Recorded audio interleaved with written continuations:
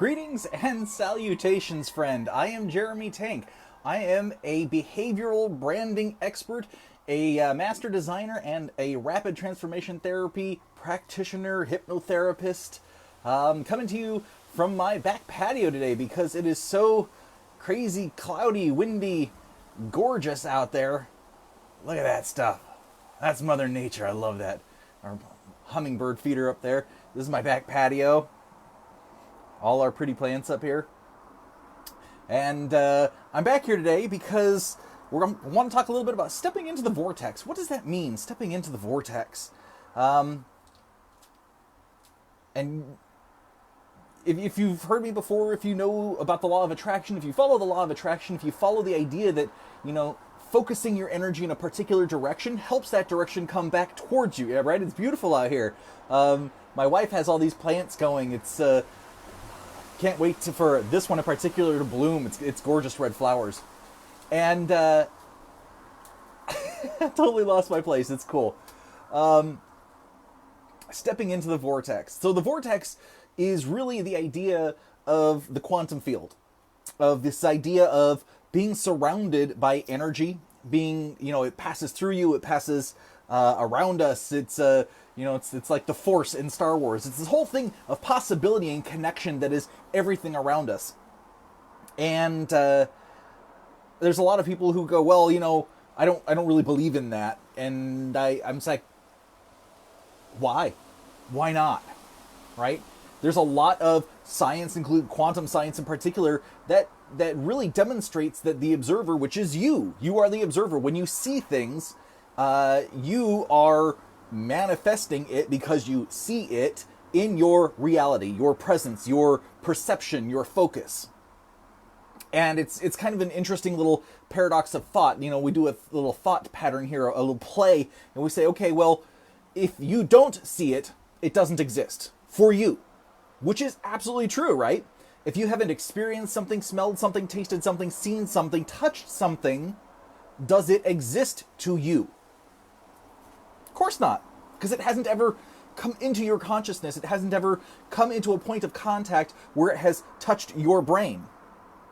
Because none of this stuff outside of ourselves, right? Nothing we see or taste or smell or hear or touch, none of that is in actuality what we are perceiving. What we perceive is the signals inside our brain, essentially creating an illusion, a demonstration, an example of what is happening outside of us. But what we are actually seeing outside of us, what is a fraction of what's there.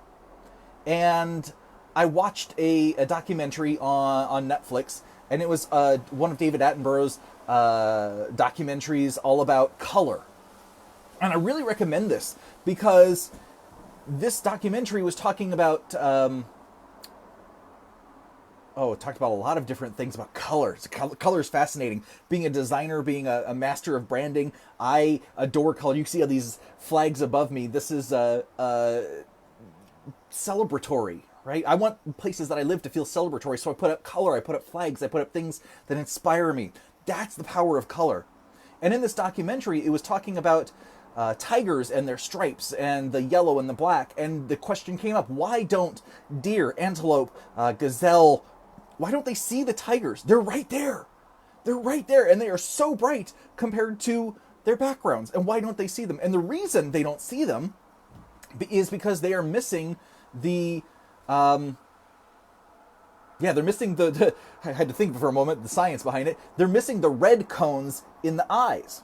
So the reason you see the color red, like this red up here or this red over here, is because you have red cones, meaning the photons that bounce off of those lose a spectrum of light, a spectrum of energy, so that when it hits your eyes, when it bounces off everything else and hits your eyes, you perceive what's the remainder of that color as red. Same with blue and green, RGB. Red, blue, green are the primary colors of the cones, the receptors for photons in your eyes. People who are colorblind have a dysfunction, a discordant function, actually. I wouldn't say dysfunction. It is just it's a miscommunication. It's perhaps a loss of signal to those particular receptors, and so they don't see the colors. Now, the neat thing about the deer, the gazelle, the antelope in Africa, when these tigers are hunting them, I guess across into India, I'm not a zoologist, is that when they are looking at the high grasses, the dry grasses, the brush, the shrubs, the bushes that are out there, what they are seeing is a cacophony of green, shades of green. And this documentary was so great at showing that they used computer vision to show a demonstration, and VR actually, really, to demonstrate that if you were a gazelle, if you were an antelope, if you were one of these creatures looking out at the tiger creeping closer, you cannot tell where that tiger is. Now, if he's upwind, I hope you smell him. If you are the deer, the gazelle, the antelope, right? You would smell the tiger, I hope. You might hear a crack in the bush, but the reason I'm out here today is, if I can get you to see some of the trees in the background. Okay, the wind died down. It is so loud out here. It is so noisy with the rain that keeps sporadically just dumping, and the sun that keeps hiding. It keeps playing hide and seek, but it is not actually as bright as this camera is making it look. And that's the thing, is we are living through our perception. We don't know what we don't know because we can't examine outside of our realm of perception. And when it comes to the energy of the universe, the energy of everything being, right, we detect less than 5% of that. We understand less than 2% of that. And so the idea is, can there be something more than we perceive? For example, if our eyes are programmed, right? This is what they perceive, this is what they pick up, for photons. All of the light that's coming down is essentially an ocean, and oceans of current of tiny particles that are just flooding down from every source, flooding out from every source, including, get that light bulbs. And that's what you're seeing, the yellow coming onto my face right here. It's reflecting off of the photons and coming into the camera. And that's how we have evolved. That's how a lot of species have evolved, not all species. In this documentary, they showed how bees see in ultraviolet. They showed how certain spiders see in ultraviolet and then duplicate the effects of flowers to be able to trick the bees, trick the flies into, their own dinner. And so their perception creates their reality. Right now, you have particles called tachyons that are flowing endlessly through you.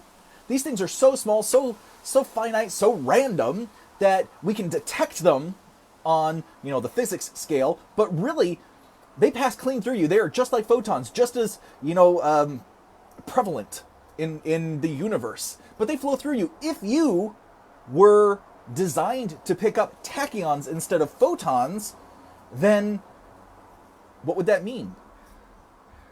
It would mean that the planet that you're on would appear transparent. It would mean that it would be, light would have a whole different quality. It wouldn't be light, right? You would see tachyons, so whatever rebounded and reflected and bounced back tachyons.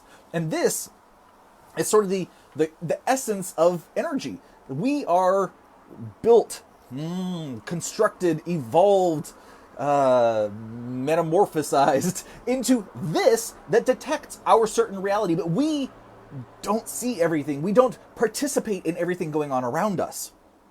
So the first step in stepping into the vortex is acknowledging that there is more to everythingness than you are actually perceiving right now.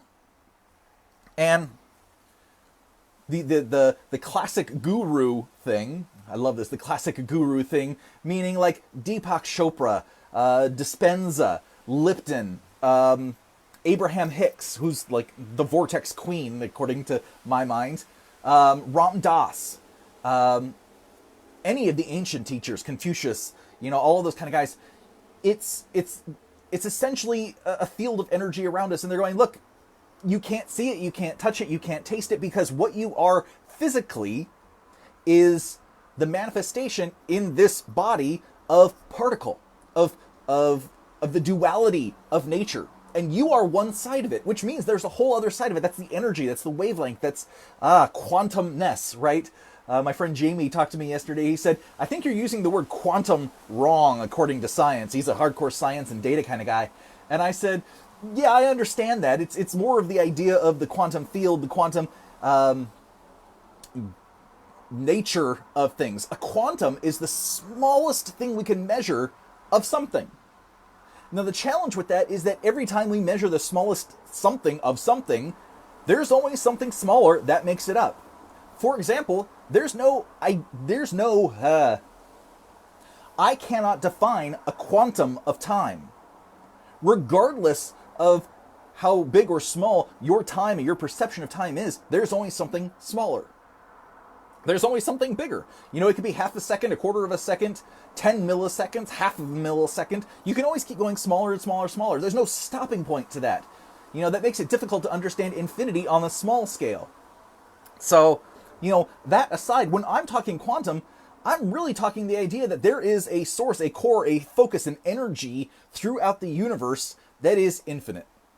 And, you know, the way I like to visualize it is if there's an absolute zero, which is just zero, then everything to one side of it is infinite positive, keep growing. Everything to the other side of it's infinite negative, and that keeps growing, which means that the totality of everythingness is infinite. If we can just fathom the idea of there being an infinite in either direction, then that means the idea of infinite just keeps going. Now that's some tricky geometry, right? How do you measure and register time and matter and energy on a scale of infinite when you are a particle? You aren't even part. You are a part of that, but you don't even perceive 5% of it. This is where just allowing that what if. Remember, there was a gift that I gave you a couple of weeks ago, and that gift, one of them, was, what if you could say what if? Just what if? Put it in an imagination, tack it to a little thing. What if? What if the world is more than I actually see and perceive with all of my senses? Because all of these senses, all that they do is feed into the brain. They create a reality for you.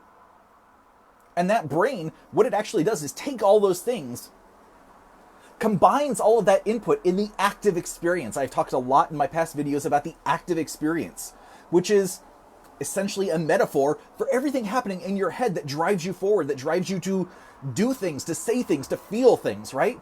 And in that active experience is all of the training from your upbringing, all of the emotions from everything you've ever felt, all of the feelings, all of the reactions from every relationship you've ever had. And in that active experience, when you perceive something, it's like a spider web that creeps out to every single memory, every single thought that you've ever had, and it creates a story about what you are seeing, what you are feeling, what you are tasting. And your body responds, your mind responds to that story that you tell. And stories are one of the strongest, most powerful drivers of focus, of inspiration throughout history. And this is why. Because stories are not just this. It's not just the reality, not just particles. Stories ignite the imagination. Stories ignite the mind. Stories ignite the unconscious, subconscious, conscious, superconscious parts of the mind and connect us to deep truths, right? There's an energy underneath all of that that drives you forward, that pushes you to do the next steps of things. Storytelling gets you there because it tricks this. It tricks the brain into believing what the mind wants to tell it through that story, what you should feel, what you should know, what you should do. And that's super powerful because you have that same ability.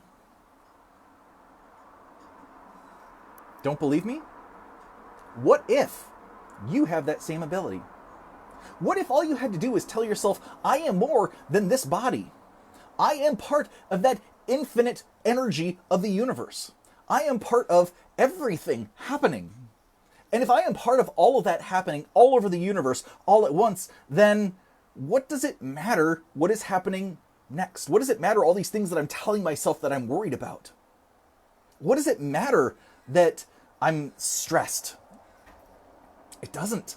Because as part of infinite, as part of everything, what you come to understand is a lot of the reason the stress keeps building up, a lot of the reason the anxiety is there, and some of the reason that these bodily functions are doing the things they're doing is because your mind is being told certain things about our reality. certain things that aren't true. You have control over your mind. Your mind has control over your body. Your subconscious mind has to listen to what your conscious mind says it wants to do. You are the driver of all of this. You are in control. Because in every moment, everybody wants, it's so pretty out here. If you, I heard the hummingbird. If you wait just a second, you can probably see the hummingbird up there. She's coming by pretty much every couple of minutes now to get a sit. My wife definitely keeps good care of the hummingbirds right now.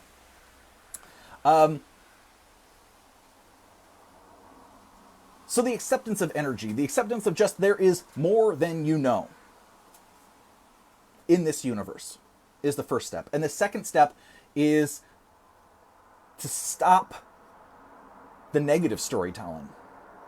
And I cite the negative storytelling only because it is part of the downfall of the mind. Part of the downfall of the mind is that the brain and the subconscious are trying to protect us. And so the mind listens to all those ideas, concepts, and the active experience, the things you've experienced in the past that you don't want to experience again. The times you felt bad, the times you felt overwhelmed, the brain doesn't want to experience those again. And so it tells the mind, it's the subconscious telling the mind, nope, don't do that.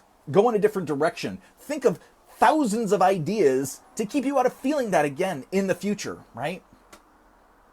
And the trouble is we waste our time on this stuff, and it builds anxiety, and it builds stress, and it builds worry. What it doesn't build is curiosity. It doesn't build gratefulness. It doesn't build love, empathy, compassion. It doesn't build confidence. For that, you have to actively override all of those voices. You have to, at least on some level, accept that this is part of the features, not the bugs, of being human. And if you want to get past that, if you want to take the next step, you need to train your mind to recognize when those voices creep in, to recognize when things are happening in your life that are trying to push you in a different direction, and you need to step up. You need to step up and take control of your mind. You need to start training your mind so that it can train the rest of you into where you want to go. So that's part of it. That's step one. And Esther Hicks kind of refers to this as finding the contrast. You know that I talk a lot about contrast being one of the primary functions of the brain. We love to create this scale of good, bad, and put everything on a scale. We work in opposites, contrasts. And here's the thing, when you find the negative, that means that you have found one side of the scale. So you can flip it, and find the other side of the scale. And that's awesome. Because when you find the other side of the scale, what you find is openness. Knowing that something may happen is great. You can prepare a little bit, but when you prepare too much, it's just anxiety-inducing. Accepting that things are not always going to be in your control, accepting that things shift and change. I just saw the little hummingbird zip off. Things grow and change. That's life. Life is change. Life is adaptation. Life is conflict. Life is challenges. Because you have to keep pushing through. This is part of the experience. So when I talk about things often coming in waves, frequencies, that's like this. Good and bad are waves. Your life continues on a frequency. And when you step into the vortex to be able to pull things into your life, to actually start manifesting, that means you are paying more attention to the things you want than the things you don't want. You are paying more attention to the feelings that you want than the feelings that you don't want. You are paying more attention to the thoughts that you want than the thoughts that you don't want. Because it's super easy to sit with somebody, as I have recently, and listen for probably a good 45 minutes about everything that is going bad, about everything that is going wrong, and try to troubleshoot and walk through and role play all the things that could happen. Getting more and more frustrated, more and more angry every moment that role play, that thought process is going on, until the point comes when you have to go, that's enough. That's enough. You are enough. You are prepared enough. You are worthy enough. You are smart enough. You are just enough. You can deal with any of these situations, whatever comes up, because you have the knowledge. If you're talking about it, you're worried about it, you're worried really more about somebody coming in and squashing your status or your power, which becomes ego, right? Ego is that part of us that's always trying to usurp authority, to pretend that it is the most important thing in our life. It's very much based in in the unconscious and the self-conscious kind of being of all of this stuff, the subconsciousness of us trying to protect us. Because all of these behaviors, like, they have a lot of trauma basis, they have a lot of experience basis in pain, that this is what drives us to try to be different, want something different than that pain, to make decisions that are more powerful for us. But far too often, we focus on the pain, we focus on trying to avoid pain in the future, which just ends up poisoning in our now. So stepping into the vortex is understanding, or at least accepting, that there is more to reality, more to the universe, more to energy, more to everything than you can actually perceive.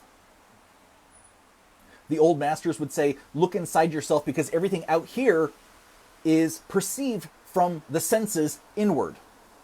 So in order to perceive energy, in order to perceive things more than the senses, you have to go inwards. Meditation, qigong, walking, dance, art. Anytime you're getting into the flow, you're getting into that inner state. And anytime you get into the flow, you're tapping right into that vortex. You're tapping into the space where you're not thinking about it. Two ends, okay, Marcy, hold on. Two ends of the same stick. Ego edging God out. Oh yeah, Wayne Dyer's edging God out. Yeah, I love that one, because when you're embracing the idea of God, the universe, everything, you can be in control of you and just allowing, right? The biggest thing is just allowing life to continue forward. Because yeah, ego edging God out, you're basically saying you are greater than everything, right? You are greater than the universe providing this path for you. And at the same time, you're sitting here in this ocean of energy, riding a current like Nemo's father and those turtles, right? Just riding that current, surfs up, dude. And that's what life is. Every time you step into this current, this energy, this frequency, this thing, you are stepping into something that is carrying you forward. Into a new space, into a new time, into a new energy, a new thought, a new pattern, a new experience. Because that's why we're here. Seriously, that's why we're here. And when you're in that space, of riding that current, you can almost see the hummingbird. Come on, hummingbird. There she is, little tail. Yeah, right in there, little tail. When you're riding the current of energy, when you're riding the current of the vortex, you're not overthinking it. You're not pushing too hard. You're not challenging too hard. You're not trying to solve the problems that are outside of yourself. You are just accepting that you are enough. And that by staying in the moment, Eckhart Tolle's now is really just based in him having an experience of complete flow in the vortex for several days, where he wasn't forward, he wasn't past, he was as a child, where his brain was just accepting, and every minute he took it and just went with what happened. And he talks about the pain body in The Power of Now. Eckhart Tolle talks about the pain body picking up and challenging him. And the pain body is that subconscious. It's that part of us that experienced the pain, the trauma, the effort, the anxiety before, and is trying to keep us from feeling it again. It's a feature, not a bug. Unfortunately, the more you want to challenge life and allow so much prosperity, so much openness, it means fighting the stagnation of particle. It means allowing all of the stuff from the brain to be okay. And really turning inwards to the mind and saying everything is okay. I am riding this experience, I am riding this current, and whatever comes to me is part of the ride. It's part of the next trick. It's part of the things that we are experiencing, feeling, doing, loving about what we're here for. And stepping into the vortex is that. It's allowing it to be. And understanding that if something comes up, if we're riding the wave of duality and it's like good times and bad times, you know that when you hit good times, you can be grateful, thankful. Share the love, spread the joy, right? And when things are hard, you know it's going to pick up again, but you can also look at that and go, okay, when things are hard, I know that things are hard, I know that things are challenging because my ego, my self-preservation system, my subconscious, my other than conscious self, all those parts that have gone through hard times in the past are yelling. They're saying, do something else. Don't go there. Or they're saying, right? Because those parts don't always use language. Sometimes it's just a scream. Sometimes it's just that feeling inside. And that can be super powerful, and that can do one of two things for you. If you follow that feeling, run away, hide, don't go there. You pull yourself right out of the vortex. You pull yourself right out of the stream. You pull yourself right out of the current of life so that you can act like a self-preserver. But that's stagnancy. Chinese medicine is all about stagnancy and flow. And it's very much duality of yin and yang and energies and control and these patterns that happen in life and the universe. And it's amazing stuff. And when it happens in you, you can go right along with that. You can pull out of the flow. You can pull right out of that. But you know what? You don't experience the next great thing. And that's the thing, is when you're in that low, when you're feeling that, you got to remind yourself, there is the next great thing. There's the next great high. There's the next great peak that I'm going to accomplish, that I'm going to fit. And when you stop focusing on the pain, when you stop focusing on all the things that aren't working, when you stop focusing on trying to problem solve all the tough crap that's going on, and just accept that it's going to work out, focus on yourself. There we go, that self-care stuff again. Focus on yourself, focus on your energy, focus on your feelings, focus on where you're going to get to. And when you embody that, I don't just mean sit there and hold on to it. I mean, focus. Focus. Where you put your focus, you put your energy. Where you put your energy is where the energy, like it from the universe, goes to. Where you put your energy is where the energy of the universe meets you halfway. And that's super powerful, because when you're in the flow of the universe, when you're in the flow of the currents of the energy, when you're in the flow of frequency, when you're in the flow of the vortex, then everything is really just moving. And you know, because you're just enjoying the journey. And that's not always easy. There's a lot of stress. There's a lot of, the ego tries to get to us, power plays, status plays. A lot of branding and marketing is helping people with their brand, or helping companies with their brand, create the appearance of status, create the appearance of power, create the appearance, the feelings of trust, stability.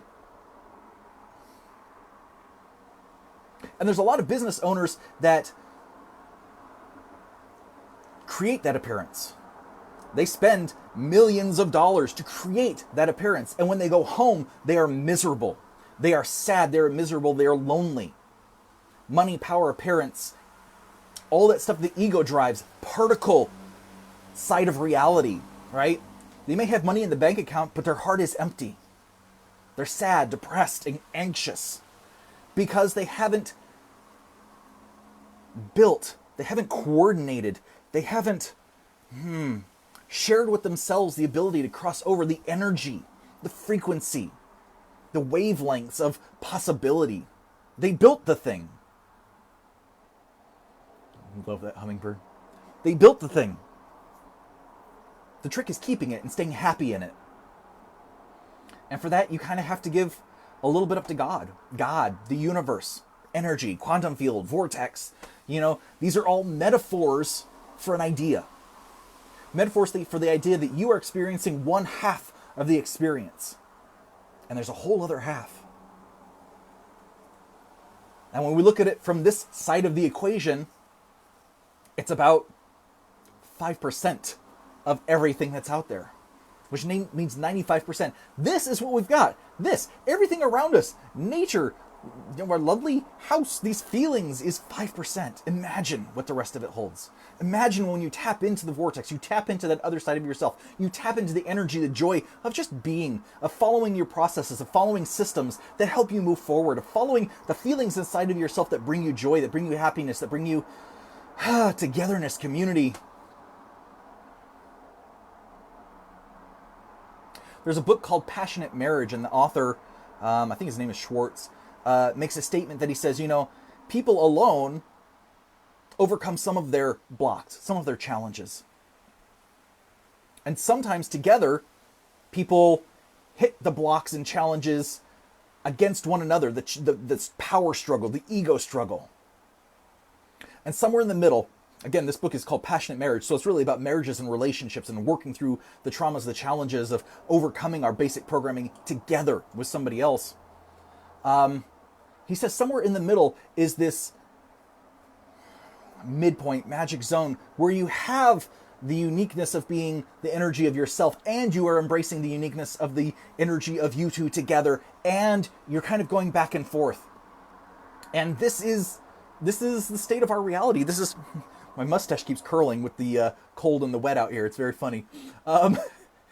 That is the reality that we're in, that we have to walk this midpoint. We have to examine both the particle and the physical. We have to play the wave of duality, because this is the essence of what we are experiencing. And when we accept that, when we accept the duality of this experience, that there is more than just this physical sensations that pop into your brain, that there is an energy, a frequency, a chi, right? Chinese medicine. Harmony, a wavelength, whatever you want to call it. They're just metaphors. We use words to describe feelings, ideas, concepts. Everybody has all these different words, and it's the same concept over and over and over again. There is another part of you. It is greater than the part that you experience. It is already knee deep in the vortex, in the quantum field, wanting to bring you every experience you ever think about, good or bad. Ooh, good or bad. Tricky one there. Because the more you focus on the good, the more you're going to experience and see the good. The reticular activating system up here guarantees that. And when you focus on the bad, it guarantees that too. And all of those quantum entanglements through creativity, through imagination, through imagining that future, stepping into it, embracing it, allowing the flow of the universe to happen to you, with you, for you, is part of what it is. It's part of the being. It's part of understanding yourself and recognizing and being mindful, intentional about all of these steps and what you want to do, what you want to build, the life you want to live.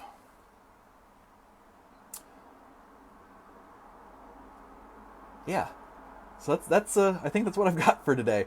Thank you so much for listening. If you're interested in my work, if you're interested in my branding work in particular, if you're interested in my process called Manifest Design, it's all about taking your vision and your goals and creating a structure for it so that you can start building that path. It is really powerful. You can read more about it on thinktankcreative.net. And you can sign up for a free 30-minute consultation on thinktankcreative.net. It's right there at the top. It's one of the first buttons. Read more about Manifest Design. And in the coming days and weeks, I hope to really expand this to offer some neat things to you guys. If you're interested, I would love to hear, put in the comments, put in the notes, put in a message to me. What is it you're looking for? What is it you enjoy about my talks? What is it you enjoy about hearing from me? And how can I help you more? I have a lot of stuff that I know about, marketing, advertising, branding. I would love to know how I can help you. Because the brain stuff, super exciting to me. Quantum stuff, super exciting. Law of attraction, super exciting. This is the stuff that gets me pumped. This is the stuff when it put together with action steps in branding and marketing create a difference, because it starts you riding the wave for the vision that you have. And that's a worthwhile point of time for me. That's a worthwhile point of time for me to educate you, because education creates transformation. And the more that I talk about this stuff, the more it gets out there, the more people I know will really fall in line and experience the power of some of this education, of some of this knowledge, of some of these action steps. And I would love that for you, because you are worthy. You are enough. You deserve joy. You deserve the best things in life, and I would love to help you get it. Thank you so much. I love you. Have a wonderful day. Bye.